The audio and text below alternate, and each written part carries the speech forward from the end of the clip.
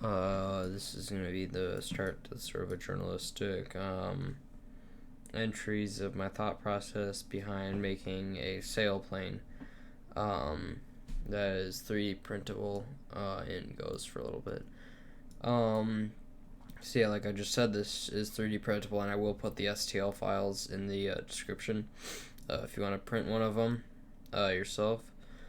This is pretty much my first prototype. I made a few other ones, but they were just kind of tests to see if the body would even work. So I guess this is kind of a Gen 2, or not Gen 2, but version 2. So yeah, so key features of it is it has winglets, and I'm trying to figure out ways to get rid of as much drag as possible, using using what knowledge I have of sailplanes. So yeah, winglets are a thing I have on here, but I don't know if they're too big, so that's something I'll need to look into.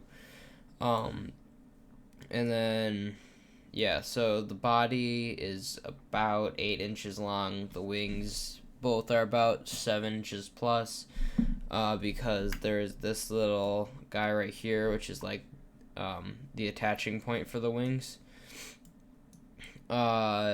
So for assembly, for anyone who wants to make it at home, you just sandpaper this side right here, and then the other side do it right here, and then get both the tops, sandpaper those, and then glue them together with like Gorilla Glue or something like that. I guess any glue works, I don't know.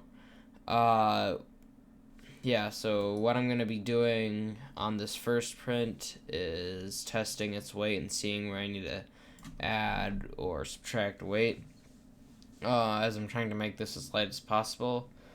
For printing settings, I'm doing 15% infill and supports on build plate only. I might change that.